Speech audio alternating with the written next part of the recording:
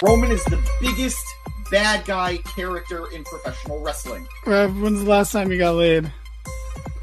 French toast is the exchange student that you have like a 3-week affair with. Like, we can see that you don't have pants on. Can we tell the truth about Dusty sooner or later?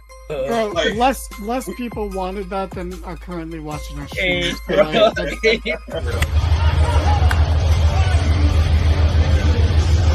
And you know Vince, and you still think, are these true? It's like... Welcome to the Mark It Down podcast.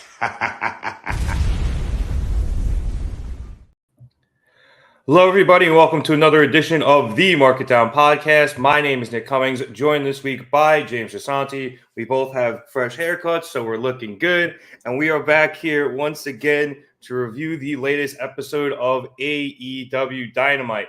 Great Nitro fights on Turner Network this evening as the Rangers started against the Devils with a line brawl, and 8 dudes got thrown out within the first 2 seconds over on TNT. Meanwhile, over on TBS, we had Dynamite, and we had another good episode. But we had a little bit of a change of pace for a start as we saw the Rated R superstar Adam Copeland come out for an opening promo. And he started it by saying he was coming out there as Adam and not really as the Rated R superstar. And he just kind of wanted to talk to everybody. He says that there's been a lot of negative BS this week surrounding wrestling. So he decided to point out some of the positives. He talks about being a fan of pro wrestling. He even said the illegal words of WWF, or I guess the illegal letters, before bringing up some other places like NWA and Stampede Wrestling and stuff like that. And he says that he's been a fan that long, and that he had it ripped away from him for a while, and he eventually was able to get it back. And just being a fan of pro wrestling, when he left where he used to be, he saw the roster of AEW, and he realized this is where he needed to end his career because of the murderous row of talent in the locker room. He then listed off a litany of people that he has somehow not had matches with, guys like Moxley, Claudio, and he finished with Malachi Black, who obviously is starting to creep towards a TNT championship shot after he confronted Copeland on Collision last week. He then thanked all of the founders of AEW, the Bucks, Kenny, and yes, Cody, and Tony Khan, saying that they're all fans of pro wrestling as well, and just like him, just like us, and that they made wrestling better by making this company where the best wrestle. He then calms himself down. It was a good line. The guy who had that sign, oh man, he's got to be getting AEW royalties for life, right? Probably, or at least a T-shirt as a T-shirt company. Yeah. Copeland then calms himself down a little, gets his heart rate down, but saying after everything that's been said this week, he really wanted to get that off his chest, and then he changes gears and introduces Will Ospreay for his match, a name that he also mentioned about having never faced. So, James, obviously this all stems off of the various interviews that have been going on this week. There's a lot of promotional junkets for WrestleMania this weekend. A lot of these, bigger news items being focused around the interviews that Ariel Helwani has done on the MMA Hour. Mainly, I think the Punk one. I think that was on Monday before Raw, and then we had Cody Rhodes. I think that was today, who was a lot nicer and cordial about his experiences in AEW. So I guess we'll get to kind of Hunter Iggy's question here in the comments, saying what are our thoughts about Edge or Adam Copeland defending AEW from what CM Punk said. Because obviously, James, all of this tonight stems from that. No, absolutely. I said when I covered it here on the pod, which, guys, you should go check out that video. I did a good job of recapping everything you said. So upset I wasn't home, but I was on my way to Raw, and I couldn't do it. Next time, buddy. Next time. So many thoughts. It's tough to have such a great week. We're in WrestleMania week. I know it's Dynamite night, but this is WrestleMania week as always. And it sucks to have such a great week start off with such negativity and the controversy that came from that interview. And to Punk's defense, I don't think he was inherently trying to be negative. He was just giving his point of view, his perspective on the situation, His version of the truth. His version of the truth, which is unfortunately inherently going to be a little negative. I'm conflicted about how AEW started tonight. I'm conflicted about Copeland delivering his State of the Union, it kind of felt like, for AEW. On one hand, I don't want them to ignore the negativity. I want them to address the fact that they want things to be good, and I want them to move forward and push towards a better tomorrow and a better future for this company. Yeah. On two fronts. One, maybe don't address it as such. Maybe don't cut a promo talking about negativity and instead cut a promo just talking about positivity moving forward. And if you are going to do all that, I love Adam Copeland. Maybe you don't have a guy who, and I get why he was the guy, but maybe you don't have a guy who's been working for WWE for close to 30 years be the guy to talk about how AEW is the best place around. Have the future of the company talk about it. Have somebody like Ospreay do it. Have somebody like Swerve do it. And none of this is a knock on Copeland. I love Adam. I think the veteran who has seen the other side talking about how the grass is pretty green here is a good way of going about things. But I think we could also realize that we thought he was going to retire last fall before he decided to come to AEW and play with Christian one more time, you know? So I don't know. Overall, I'm more positive about this than negative. I think this was, in a weird way, necessary, but it just kind of sucks that we needed to be in this position at all. I really wish we could have avoided this or getting to this place, but we're here. And like Copeland said, let's look to the future. Yeah, I mean, obviously, ever since the Punk stuff, this is the hand that they not even that they were dealt, but they were going to be dealt at some point. Eventually, he was going to talk about it, he being Punk, and they were going to have to probably do something. And at least on screen, this is, a rah-rah stump speech. That's all it really is. Rally the troops a little, just be like, look, everybody, we know there's all this stuff out, but we're still here. We're still going to do this. We're going to do it our way. We're still going to be awesome and great and give you guys the professional wrestling that you want to see, no matter what somebody who used to be here caused a bunch of problems may or may not have said. So I've been trying to think about somebody else who could have done it, and you threw out Ospreay and Swerve. I think for me, Ospreay may be a good choice, but he just got there. Swerve also maybe a decent choice, but you've been saying he doesn't do great at face promos, and you needed a baby face to be doing this promo. So I've been trying to think of somebody who's been there for a long time. Like Darby would have been great for this if his foot didn't break. Orange had other stuff going on this evening, unfortunately.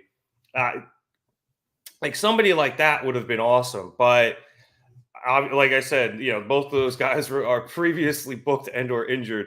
So off the top of my head, I'm having a little trouble. Kenny would have, I think, been pretty decent, but again, he's not there. Another person that Copeland mentioned. So they should have paid for Cody for the night.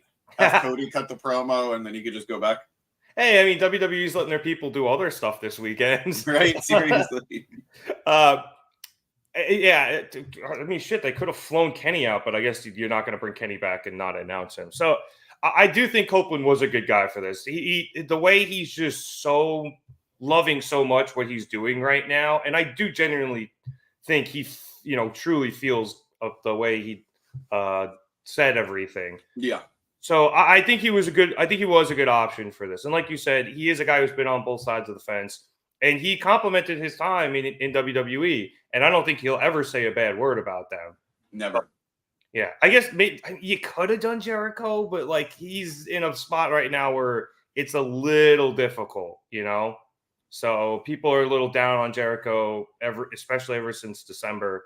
So even though he's been there from the beginning, So I do think Copeland was the best spot for this.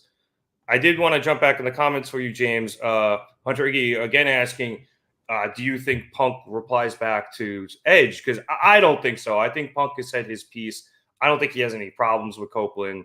And so I personally don't think that would have, that he's going to respond. Also, Eric, good name. And Moxley would have been a good guy for this rah-rah speech. Yeah. It's just the problem is Mox cut this promo already. Yeah. The last time Punk was negative, post All Out, post the Brawl, he's the one who cut the promo saying, we got this, we're going to move forward. You can't do it twice. Yeah. But to Hunter Iggy's question, do you think Punk responds? Because, like I said, I don't believe he does. I think he posts a picture on his Instagram story of him and Adam Copeland backstage being buddies from WWE. Yeah. I think that's it. I don't think he says anything. I don't think he retaliates in any real way. I think it's just, that's it. And that's probably for the best. What does he have to gain by continuing to talk shit? Yeah. He has the defense. He was asked questions on an interview and he answered them. If he just continues, then he just looks like he's being petty, and I don't think he's dumb enough to do that. Oh yeah, because he would never continue to look like he's petty. But you're right. I think he said his piece, and while he took out the people he wanted to take out, so to speak, mainly probably Tony Khan and Jungle Boy to an extent as well, and Hangman. Yeah, and Hangman. He outside of like the people he actually had beef with, I don't think Punk really cares about AEW as an entity. I think for him, he sees it like as a good business opportunity for a lot of people. He mentions as such, and I know I'm veering a little, of course, here.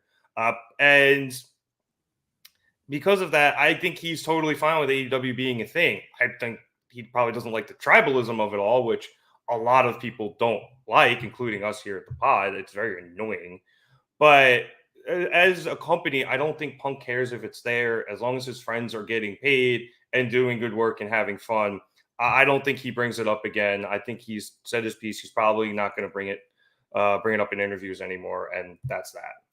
Hopefully, this has been. We shall see. I mean, like you mentioned, Helwani brought it up to Cody today too, and as long as people ask, some people are going to deflect or try to say something positive like Cody did, or people are going to talk shit like Punk did. Yeah. So it's just how this merry-go-round works. It's always going to be how it works, and it's always going to be how Punk operates.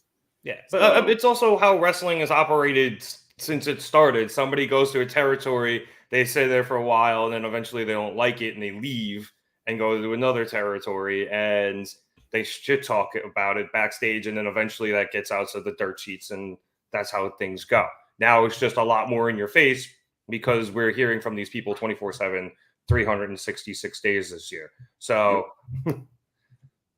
it is what it is. All right, you want to talk about some fighting? Let's do it. Okay, so Rempe has been getting in a lot of beef with the Devils.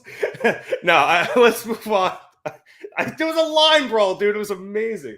Will Ospreay was facing off against fellow Cal's family member, Powerhouse Hobbs. Obviously, that carny piece of shit put this match together and was on commentary.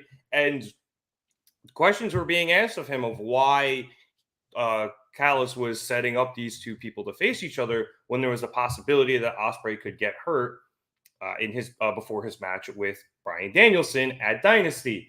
And Callis sidestepped this a bunch right up until we were going into commercial break, where Hobbs hit Ospreay with a stalling suplex onto the metal stairs, and then basically took him and World's Most Dangerous slammed him very quickly into the apron, and then multiple times, and then hit a fall-away slam into and over the announce desk. That shut Don up pretty fucking quickly. Yep.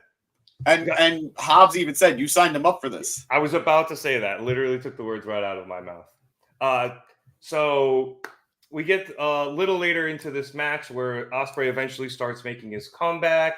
and Hobbs is able to counter an Oz cutter, but Ospreay is then able to stagger Hobbs again, and he hit the second one, which Hobbs kicks out of. Ospreay then goes for a hidden blade, but Hobbs catches him and goes for the world's most dangerous slam. Ospreay counters that and is able to stagger Hobbs, but when Ospreay hits the ropes, Hobbs just absolutely turns him inside out with the lariat, and we have both men down.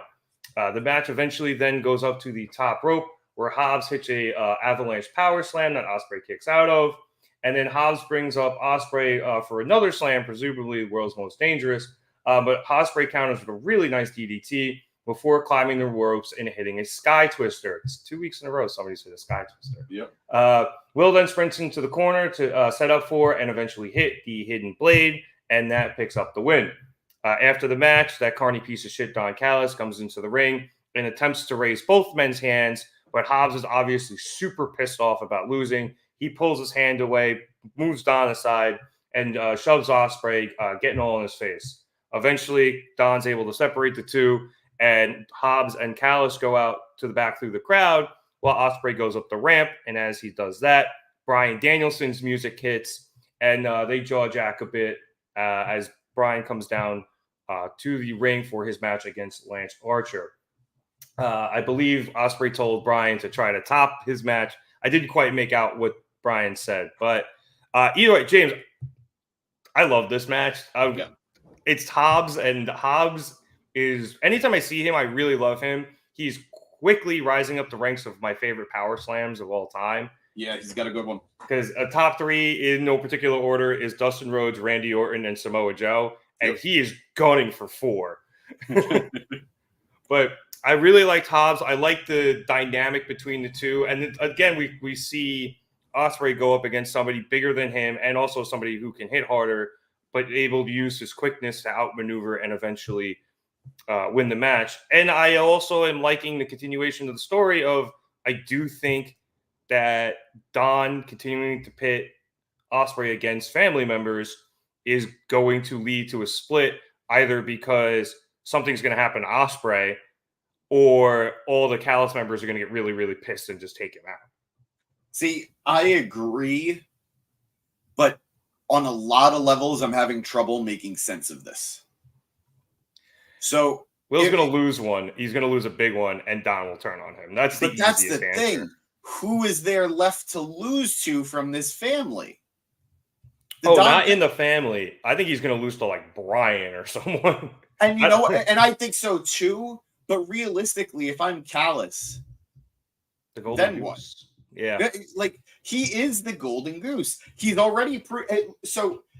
The problems here lie in, if I'm Callis, I have no reason, even if Ospreay loses, to want to get rid of him, because he's already proven he could beat every member of my team, including Takeshita, who is your ace, your alpha. Takeshita, Hobbs, Fletcher, who, if there's a split, Fletcher is probably going to side with Ospreay anyway. Yeah, he better. So he's beat every member of the family already. So you're proving you're the best. So if I'm Callis, I have no reason to want to get rid of him until I have somebody that can replace him. And maybe that's the plan, but we won't know that until it happens, because there's no reason to think that there's anybody waiting in the wings. So that's number one. 2, when the split does happen, are we just going to be getting a bunch of rematches? Are we going to get Ospreay Takeshita 2? Or are we going to get Ospreay Hobbs 2? Again, I'm not going to really count Fletcher, but like, okay. And again, if you turn it into a team, which I think is also very likely, we're probably going to get a 3v3 situation where I think Aussie Open is going to be at full strength. Aussie. Is a 3v3 the finish to the story? I don't like it. Does well for Ospreay and United Empire, but does that really serve Ospreay well? Also, who's the third Callis family member? Because it was Sammy. Whoever debuts. Well, like going back to my point of whoever is lying in the wings to replace Ospreay will probably be that third guy. But it better be somebody big then. And I can't think of a single person who's big enough, worthy enough to do it. Yeah, right? Like, There's nobody, not even like, because I don't know any like free agents, big ones that are coming around anytime soon. I don't know unless they really think they're going to get somebody from WWE after a bunch of these contracts finish out. Like, what are they expecting? Drew Galloway to come over, like / McIntyre? But because that could work. But outside of somebody like that, I don't know of any big impending free agents, and there's nobody up and down that roster I can think of. To do that, and there's nobody like injured that could come back that I can think of. At least not off the top of my head. Chad, if you got something, we'd love your suggestions because I'm drawing a blank, James. It's why I'm kind of thinking, unfortunately, they might be booking themselves into a corner. I want to give it time because so far they haven't done anything wrong. Right. But just looking ahead, it feels a little murky. But I am invested enough in this, and I haven't been disappointed with anything yet that I'm going to say I'm too worried. But scary. But the match itself was great. I loved what we got out of this match, and then in turn what we got with Bryan and Archer afterwards, because it really did feel like these traditionally smaller guys, these traditionally underdog characters, they look dominant. Don't get me wrong, Hobbs looked dominant too. Like Hobbs did not look like a pushover, and neither did Archer. But Bryan and Ospreay made it clear that despite how big these threats are, there's a reason I am a contender for the best in the world. And I thought that was a really nice touch to these two matchups. I think Ospreay, man, I know there was that moment where it looked like he botched a little bit on the outside when he was supposed to go on the barricade. Oh, at the very beginning before Hobbs suplexed him into the steps. But even then, he's so smart and he's so seasoned at this point. He was able to turn it into a fun spot. Yeah. And they were able to do that suplex. Which I think was the plan anyway. I just think Hobbs was supposed to get him off of there while he was backwards. Yeah. And he was like, all right, I'm not going to kill myself. Yeah. I'll just save it. So overall, just great showing from both men. I have been and will continue to be a very big Hobbs supporter. I liked him pre-Team Taz when it looked like he was teaming with Moxley and Darby for a minute. So I very much want to see where he goes and what he can accomplish with this squad. But weird future ahead, but good matchup. Yeah, I have to agree. I think both this match and the Bryan Archer match, both guys came away. They didn't look like they escaped, despite the fact they were giving up so much size. Yes. And Hobbs and Archer, as you said, they both dominated in their own ways. Hobbs, was just destroying Ospreay's back throughout the match. It took a lot to take him down. Same thing with Archer. It took a lot of shots to take Archer down, and we'll talk about that in a minute. But I thought Bryan had control of their match a little bit longer than Ospreay did. But I also think that's because Archer, he is older. He's a bit more of an enhancement talent. And I mean that in a nice way. Like, he's the big monster you come in to have somebody like Bryan go over him. He's ironically the Jake the Snake Roberts of the AEW roster, that upper mid-card heel to make the babyface main eventers look really good. Right. And Hobbs is doing that in this instance, but he's also a guy who's still on his way up. Yeah. And somebody I think they think is going to be a major player in the future. I think that's why Hobbs got a little more offense and he looked a little bit better than Archer. I think this was a longer match as well. Yeah. Maybe not by much, but it felt a little bit longer. So good showing by both of these men. And I just said I enjoyed the stuff after just because Hobbs, he should be pissed he lost. That's his character. So smart booking and smart character work by everybody here. Oh yeah. And as for who's going to replace Ospreay and the family and stuff, in Ospreay I trust. I think whatever storyline he gets involved in is going to be good. And because Tony's taking his lumps this past week. Tony usually books pretty well, so I figured between the two of them they'll figure somebody out. I agree. All right. Speaking of that Danielson Archer match, it did follow this Ospreay Hobbs match, and it was pretty good. Brian, after the stare down, he came out before the commercial. Archer came in after, and the second Archer stepped in the ring, he immediately attacked Brian. He didn't even take his jacket off or let his music turn off or nothing. Just immediately just started jumping Brian, and he held him down for pretty much through the commercial. And we came back from commercial, and that's what I was saying. I thought Hobbs did better. Hobbs had Will Ospreay down for a while. Yeah. I will skip to the end of this match, though. So Brian went in after hitting the drop kicks in the corner. He got the label lock in, and Archer was able to get to the ropes. Brian then hit a drop kick through the ropes after Archer went to the outside, and then gets him back in the ring and hits a missile drop kick from the top. After hitting the yes kicks, Brian went for the final headshot, but Archer was able to catch him and hit a choke slam that Brian kicked out of. Archer then set up for the blackout, but Brian countered with 12-6 elbows while he was still on the top rope. And it looked like Archer was going to get drop kicked again, but he came to and hit a running knee all the way to the top rope, which was wild. But that, you could do that when you're 6'9". And then Archer again went for the blackout, this time getting Brian off of the top rope and bringing him to the middle. But Brian was able to counter, shimmying down to Archer's neck and getting into a sleeper hold that Archer slipped out of. Brian then hit the slightly staggered Archer from the sleeper hold with a Busaiku knee that actually he didn't even really hit him in the head. He just kind of hit him in the chest because Archer is so tall. That sent Archer down to a knee. And then when Brian went for another one, Archer grabbed Brian by the throat, going again for the choke slam. Great spot. Is able to escape the choke and hit 3 consecutive roundhouse kicks to the head before landing one final Busaiku knee for the win. So we already briefly, mentioned our feelings about this, James, but this was we saw Brian asserting himself again as one of the best in the world. And I am liking this tete-a-tete with Ospreay where, one guy does something and then the next guy goes and tries to show him up or prove himself equal. We had it with the Shibata matches on Collision a couple of weeks ago with Brian, and then Ospreay having it last week. And now we see them both facing off against 2 powerhouse guys and having 2 decisive victories. No, absolutely. And I know I was talking about the comparison between the 2 matches before.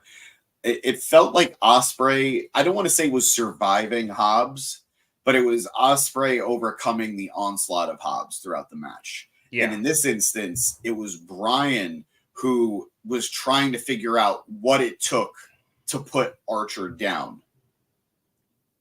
And I think it was a very different balance between both matches. Brian consistently kind of felt like he was in charge, but Archer, just being this monster, would quickly just overpower or surprise Brian with his strength and his speed. Right. And I love that. I mentioned I thought the running knee into the choke slam was a great spot. I thought that was a great spot. Or no, it was the missing, the roundhouse kick into the choke slam. Yeah. That's what I meant. It was the roundhouse kick into the choke slam was a great spot. The running knee did end up in an almost choke slam, but Brian countered that and then actually hit the roundhouses to bring that all back and tie it into a bow. I think there was only one moment that I was just like, really? He had Archer down, knocked out with that guillotine a little too quickly for me. Yeah. It felt like as soon as he cinched it in, Archer was knocked out. And then he immediately went into the label lock without any fighting. Okay, that's how we got him into the bell lock. I missed that. Yeah, he got him in a guillotine. And as soon as he locks him in the guillotine, he kind of transitions into the label lock.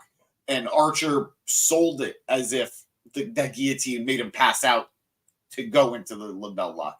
It just didn't feel real. It didn't feel natural to me. But otherwise, just great back and forth. I love Archer for what he is. I love him for that Jake the Snake upper middle card heel. I think more companies need that character. And AEW has done a great job of heating him up over the years. Yeah. beating Moxley for the IWGP US title was huge. He gets wins. He does get wins. So when he does go against these big guys, like these Bryan Danielsons, even though we know he's probably going to lose, at least this is a credible threat. He's a B+ player. And Like, I was doing everything I could to dance around it, but yes. I mean, it's right there. I No, feel no shame. Yeah, shame. and we don't say that as an insult. Like, you need dudes like that in your company. And I always think they do a great job of selling how good Archer is. They say, he's won championships in, I think they said in Mexico, in Japan, like in other, U.S. companies. He just can't win one in or he just hasn't won one in AEW. And you could easily heat him up for a TNT title run or an international champion run or a continental championship. Like, you can do that with him. He's a good guy for one of those titles, or even maybe, if you want to throw the Ring of Honor championship on him, I'm sure he would have a good title run with that. It's just that's not what they need from him right now. They need him to be doing stuff like this, and he is perfect in this role. And they do give him big wins on AEW, and when he's not facing a dude like Bryan, they give him very dominant wins. He just comes out and ragdolls people. Absolutely. So, and I think you did make a very good point about the different styles they went with the big man matches in this, because, you have one where, as you said, Ospreay is surviving Hobbs' onslaught. Bryan is just having trouble bringing Archer down, despite the fact that both of them were in control, maybe not for the whole match, but at least the latter stages of it. It was better than one of them, you survive the big man or you escape with the win, but barely. And I don't think either of those styles of big man matches would have really done what it needed to do here, as we're seeing the build to a match with two of the best in the world. So just two well-done matches. Good. Look, guys, good fucking storytelling in AEW. Not everything is spoon-fed to you in AEW with promos and such. A lot of it has to do with the matches. And I think you got two really good matches here that told stories both within themselves and for the greater feud between Danielson and Ospreay. I wanted to say that subtext is key to appreciating these stories, but that's not even really true. It's all right there in the context of these two guys are vying to be the best in the world, and they're trying to beat up everyone along the way until they prove it against one another. Right. I think that's more than a great enough story. It's anything you could do, I can do better. Exactly. It's not even a complicated story. It's pretty obvious. So, but it still makes for very good television, because you end up with two very good matches, and you continue to build the rivalry of these guys, not necessarily just through promos, but the wrestling as well. Yeah. All right. Let us move on. Next up, we had an onstage interview with Lionheart Chris Jericho. Apparently, you have to specify that now. It's Corporate Kane. So Jericho says after last week when he spoke to Hook, there was something that Hook said that stuck with him. So he invited Hook out to clear things up. Hook obviously came out because they shine a light in the sky.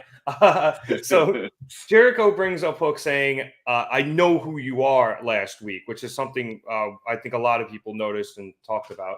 And Jericho says that it's no secret that he almost always ends up in a fight with anybody he's partnered up with. It's pretty obvious, not even just in AEW, but probably going all the way back to Mexico, Japan, and WCW. Yep. Whenever he finished reading all of the 10,004 holds. But Jericho also says, when you play the game at the level he's at, and I almost thought he was going to say it's all about the game and how you play it. I really thought he was going to say it when I heard the game. I was like, uh-oh. But anyway, when you play the game at the level he is at with the best of the best, Hook will learn why that is. So for now, Jericho asks Hook to believe in him as much as he believes in Hook. Hook responds that he does believe in Jericho, which is why he got to a match on Collision. But he's going to continue to keep an eye on Jericho because he is who he is. Jericho says that he would expect nothing less, and that Hook is learning already. I then just want to quickly jump into what happened after, because we went backstage to Shane Taylor Promotions, with Shane Taylor and Lee Moriarty, where they accepted the match on Collision and then, talk some shit. But James, I do kind of like that we're not doing this. We're not making Hook stupid here. It's very, I watched this show and I know that you're going to turn on me at some point. So, but I do think Jericho does make a good point.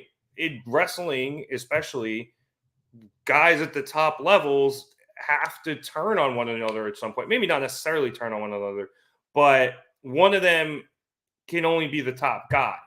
And that leads to people clashing. You're even kind of seeing that with Trick Williams and Carmelo Hayes in NXT right now. Because you saw, I forget, I think it was maybe Trick who talked to Cena about when do you know it's time to be the top guy? And it's gotten now to this point where they're both at the top of that company, and because of that, they're feuding over it and they're pissed. And that I think is what Jericho is trying to teach Hook here, where it's like it's gonna happen. So I'm glad we can at least already recognize that, and you're gonna have eyes in the back of your head. But until that point, let me at least, give you a couple of other industry pointers from a very seasoned veteran who can help you be like, hey, I'm going to turn on you at this point, or this guy's going to do this, and help pass on that knowledge to somebody he thinks is going to be a future world champion. No, I completely, I get all that. And one of the things that's interesting to me is Jericho doesn't really have a long history of betraying people.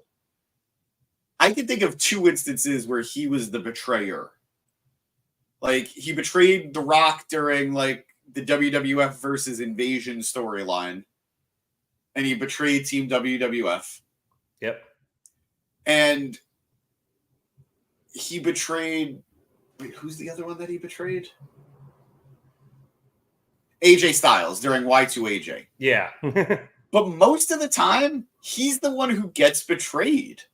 He was betrayed by Christian in WWE for the love of Trish Stratus.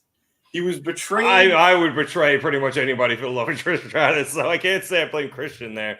I agree. So he was double betrayed by Trish and Christian. He was betrayed by Kevin Owens in the Festival of Friendship.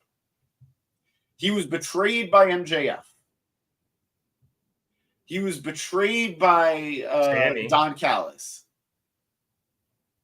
Yep. Was he betrayed by Sammy? Yeah, Sammy kicked him in the dick, remember? They did the Shawn Michaels thing. When was this? Recently, when Sammy joined the Don Callis family. Oh, yeah. But even then, he went right back to Jericho. So, that's true, but it was there. Did Stephanie McMahon betray him? I assume she did. No. Really? It just ended after 18. Probably for the best. Yeah. So I imagine it didn't even happen, according to me. So it's one of those things that, are we being a little harsh with Jericho? Maybe. At least in terms of this, accusation?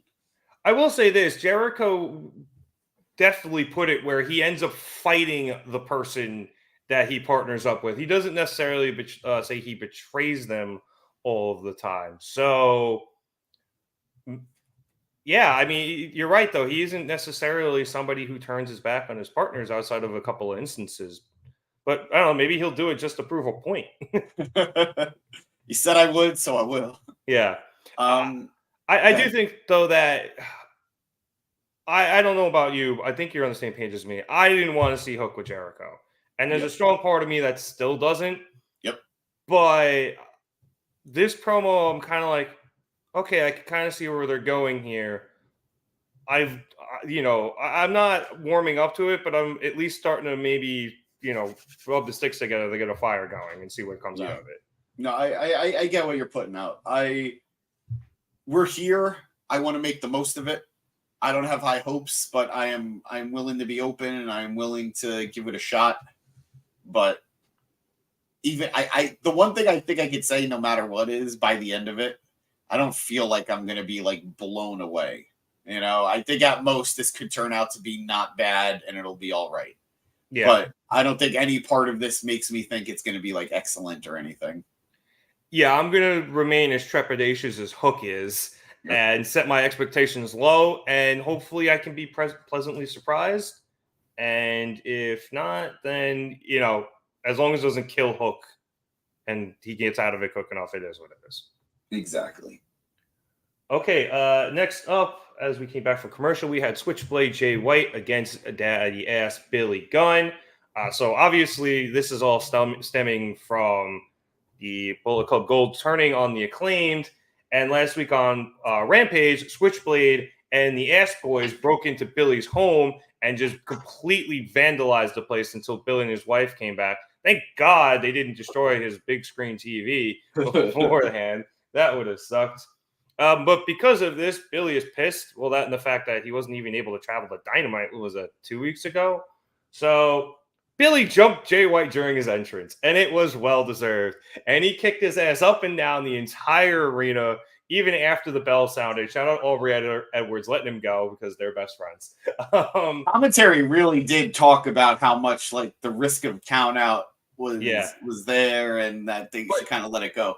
Yeah, and obviously, they've had a lot of interaction on TV before. I think at one point during a match, Billy said that Aubrey's the only one reffing his matches and like sent the referee back and had her come out. So I think part of it was that. I'm surprised they didn't bring that up on commentary. But they also said multiple times, Billy doesn't care.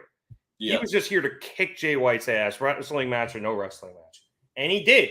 And he pretty much dominated Jay, much to the delight of the Acclaimed who were watching in the back. Right up into the point where the Acclaimed were no longer watching in the back because they got laid out, presumably by the Guns. By the way, everyone said the Acclaimed and the Guns said they wouldn't interfere. Sure, buddy. So, anyway, Billy gets to the point in the match where he is able to hit a one and only and then back-to-back Famoussers, and he could have covered Jay, but instead he went to the outside, went to the timekeeper's area, and grabbed a chair. As he got back into the ring, his sons came down and threw themselves over Jay White, begging daddy ass not to hit Jay with the chair. Billy puts the chair down to throw the Ass Boys off of Jay White, and as he does so, Switch uses this opportunity to just hit a serious low blow to Billy right in front of Aubrey, and we actually got a DQ. I haven't seen one of those in a while in AEW. In a minute. We got a DQ. but not DQ. Yep. And Billy Gunn ends up winning the match. However, because Billy is down after getting punched in what I presume are his... Never mind. His ass balls? Never mind. He's down. The S-Boys take the chair and give it to Jay White so that he can take out Billy. However, the Acclaim were able to recover, and they come down to the ring, and there is a large brawl with eventually... the Acclaims taking out the Guns and then grabbing Jay White, who tried to run up the ramp to get away, and throwing him to Billy Gunn, who absolutely just lays him out with a right hand. Yep. The trio then set up the announce desk where they take the top off. They move the steel steps up to the corner, which was kind of, I don't think I've ever seen that, where they actually used the indent in the steel steps to get it up to the corner of the announce desk. And then Bowens took White up to the top. However, the Ass Boys were able to come in and make the save and escape into the crowd. James, obviously, this was just to continue the feud here, but I enjoyed it. It was cool watching Billy absolutely dominate for the first time in what feels like a while. Yeah, he comes in and like he always has the really hot tags, but I don't think we see him in a one-on-one match in a while. And I was expecting the eventual comeback from Jay White. And while he got a couple of licks in at the end, Billy whooped his fucking ass for 10 minutes straight and then would have beaten him clean had he not been so pissed off and went and got the chair. Eventually, though, they won both the battle and, they won two battles because they won the match via the DQ and they were the ones standing tall in the ring afterwards, even if they weren't truly able to get their hands on Bullet Club Gold. So I had a lot of fun here as we continue this story, which is probably going to end at Dynasty in a couple of weeks. Yeah, no, when you have a guy as big as Billy Gunn, you make him look like a monster. And it's not even that he's big by like AEW standards. He's just a big guy. He's like 6'9". I don't think he's that big. He's pretty tall. People like always forget how tall he is. No, he's very tall. I don't think he's 6'9" tall, but he's tall. And when you have somebody that monstrous, you treat them like a monster. And I like that he felt like a monster against Jay White. Okay, I way overshot it. He's not 6'5". 6'5". He's 6'3", according to Even Google. even that, I feel like he's short. I actually think he's a little bit taller than that. Because I mean, he'd be an inch taller than me, and I feel like he's bigger than that. He's also wide. He's very muscular fella. He is jacked. 260 is his listed weight, according to Google. How much? 260. There you go. And I don't need Jay White to ever really be a dominant heel. You know, I need him to be a crafty heel. I need him to be a smart heel. I need him to be a conniving heel. I don't ever need him to be a dominant heel who beats down his opponents. I don't need him to be a pushover, but I don't need him to be the Hulk. Right. So him getting ragdolled a little bit by Billy works for me. Which I was okay with, and I was expecting. I was just surprised he got nothing in, or next to nothing. I figured at some point he would cheat, and then the tide would turn, and we just never got that. And that's what was so surprising to me about this. Yeah. Interesting matchup. And we knew it would be from the moment it was called out, and it was announced, I should say. I'm intrigued by that table spot because I feel like they've set something up to happen in their matchup when it does happen. Let's see who gets put through the table, but I think that's going to be a thing that does happen when the match happens. But yeah, good stuff. And I really cannot shake the feeling Juice Robinson is going to get involved and help them win it all. Oh, it's a matter of time. That would make a lot of sense, especially because I have a really good feeling that this is probably going to be some sort of tornado tag or no GQ or something like that. I think so too. It makes too much sense, especially after tonight. Yeah. So, yeah, having Juice come back would be a lot of fun, and I'm enjoying this feud so far. I enjoyed everything when they were together, and now they split, and I'm enjoying them hating each other. So it's been fun. And I just want to quick note: Jay White did come out with Sting's bat, which I thought was a really, really nice touch. He's gonna keep doing it and keep getting heat. Yeah, man knows what he's doing. He is so good. Once again, everyone complains he's in a bad spot. I still think he's in a great spot. But he is going to get his heat, and he's going to be the, conniving, shitty heel he's always been. He's absolutely great at it. All right, next up, we had another onstage interview. This time it was with Willow Nightingale, who was obviously joined by Stokely Hathaway and Chris Statlander. Really nice shades there, Stat. I like them. Renee asked Willow how she's feeling about her upcoming TBS Championship match with Julia Hart, and she says she's feeling mother fluffing great, which just fits her so well. Oh, yeah. Which also got a huge pop. Willow then recounted how she and Statlander used to travel up the Merritt Parkway, which, God bless you, all the way to Worcester, where they were tonight, and wrestle. And it is there in Worcester where she was able to figure out who Willow Nightingale really was, especially in the ring. And as she is saying all this, the crowd started going fucking bananas. Like, she had to stop a couple of times so she could yell over them. So as they're going nuts, she continues to say that it's where she figured out that a quirky, chubby, curly-haired girl could make it in wrestling, and it is the confidence of these fans that gives her the confidence that she is going to beat Julia Hart and become the smiling face of TBS.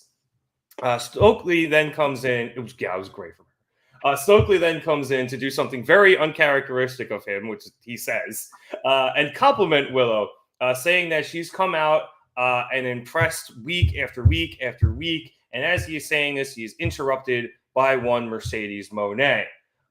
She comes out and she tells Willow, with a little bit of sarcasm, that not even sarcasm, you could just hear the fake in her voice, which is intentional, obviously.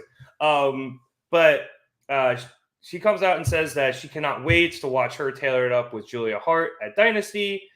But whoever comes out as champion, she's got next, because in Vegas, money changes everything. So Fireline, a lot of fire lines in this promo. We'll get to the Mercedes and challenging for the title at Double or Nothing in a second. James, I really wish Matt was here, because Matt has been trying to be like, I don't understand the appeal of Willow Nightingale. Dude. No. It's not even that. And not even that he doesn't understand the appeal. that he doesn't like her and he doesn't think she's over. No, He's no, over no. as fuck, and I don't care if I'm misrepresenting him. You're wrong, Matt. He was so over tonight, and it was amazing, and I really hope she wins on the 21st. I do too.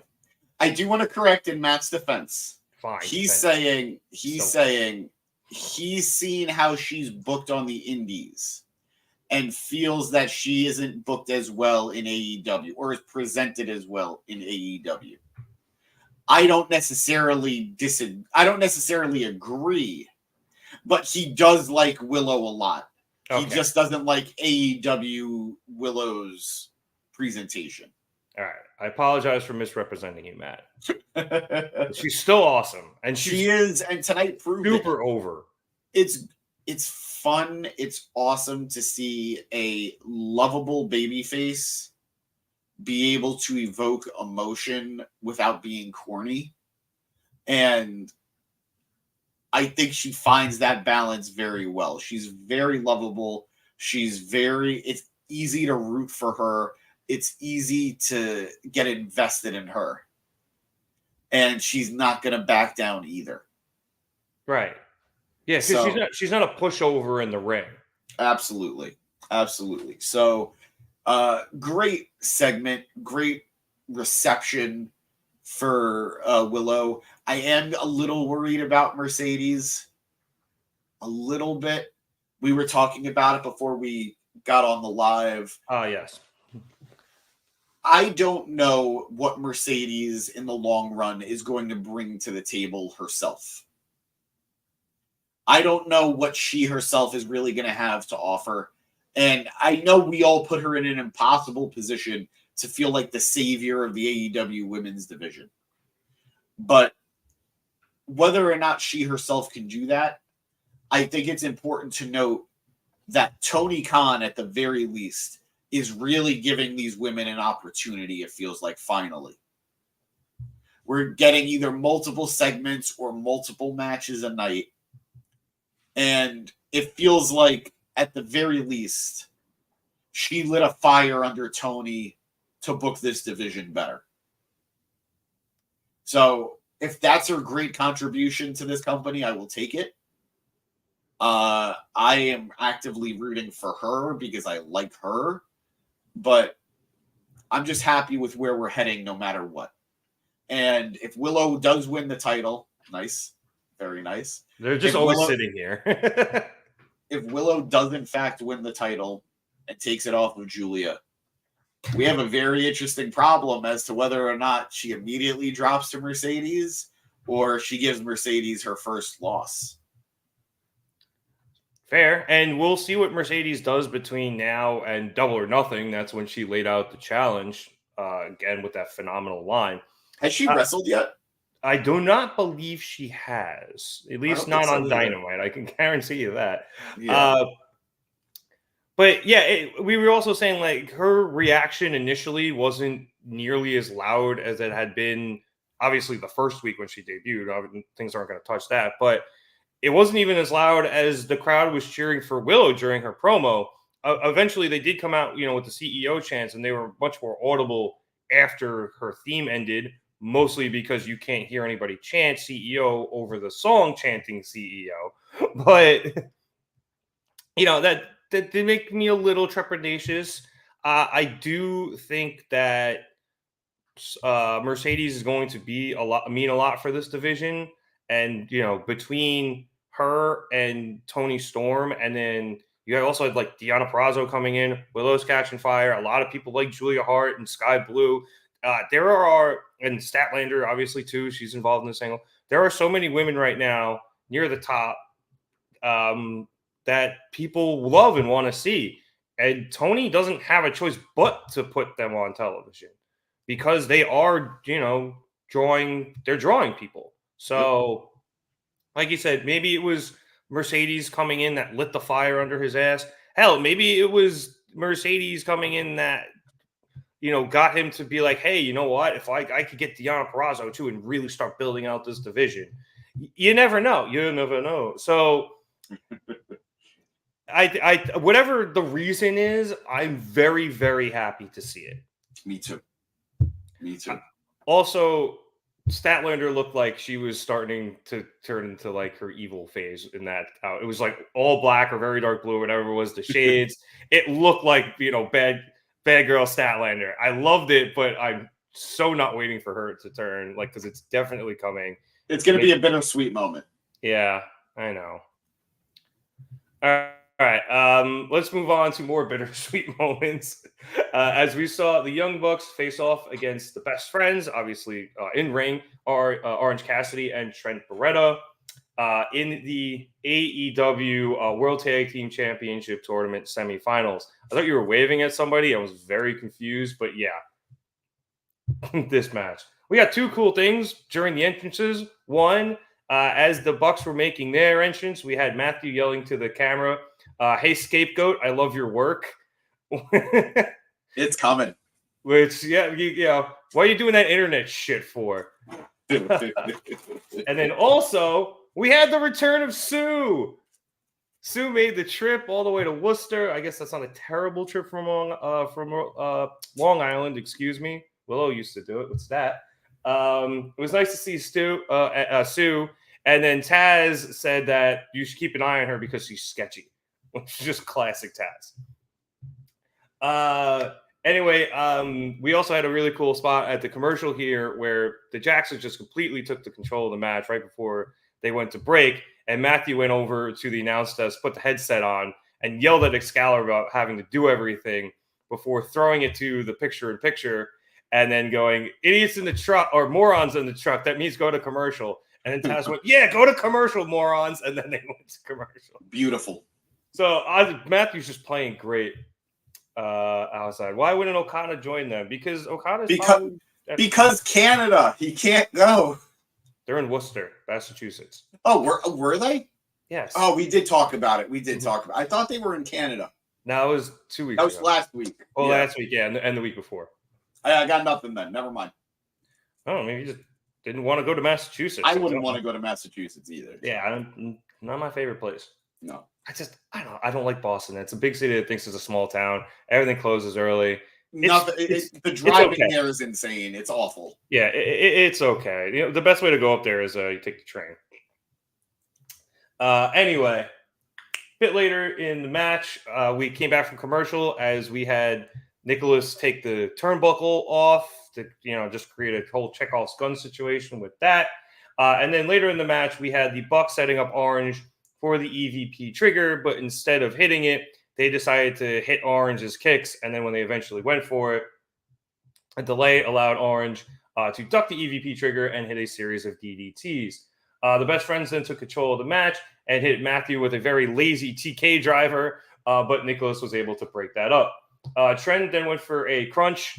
They still don't have a name for it, so I'm just calling it a crunch. Fuck you, Excalibur. Tell me what it's called. He then went for a crunch on Nicholas, but Matthew was able to get up and hit a super kick, and Nicholas flipped that into a code red. Matthew then super kicked Orange, jumped out of the ring, super kicked Chuck, and then almost super kicked Sue. It would have gotten the biggest heat since fucking Bubba Ray Dudley put Mae Young through a table, and he stopped himself short and tried to give Sue a fist bump, and instead Sue slapped the shit out of him. It was such a weak slap too. I loved it. I don't want to sell for Stu. Sell for Stu. Yes. It brought me back to Brody in the papers. Pick those papers up. It really made me happy. Keep going. Sorry to my neighbors.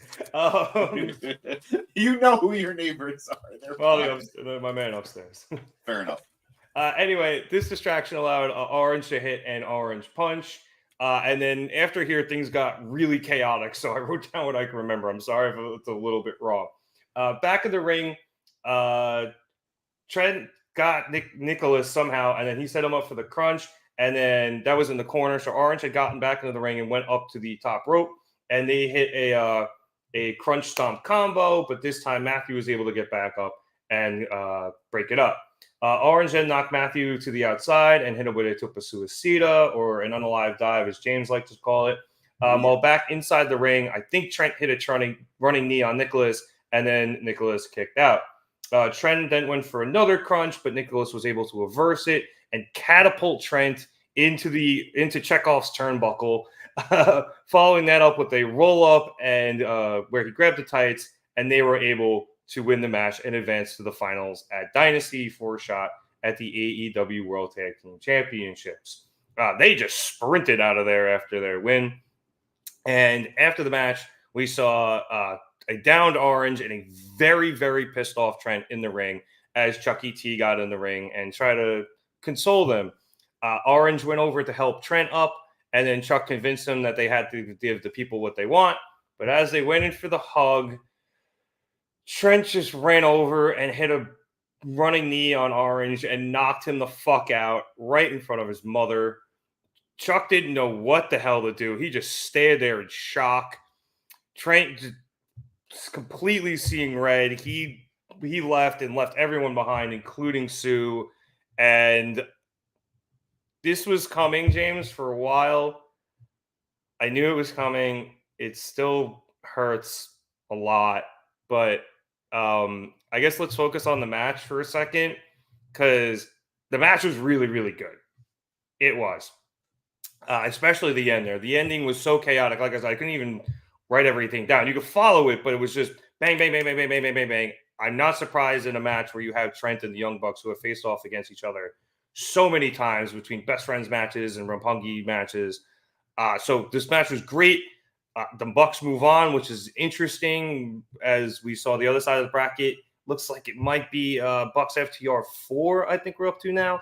So we'll see what ends up happening there. But great match. Tough loss for the best friends.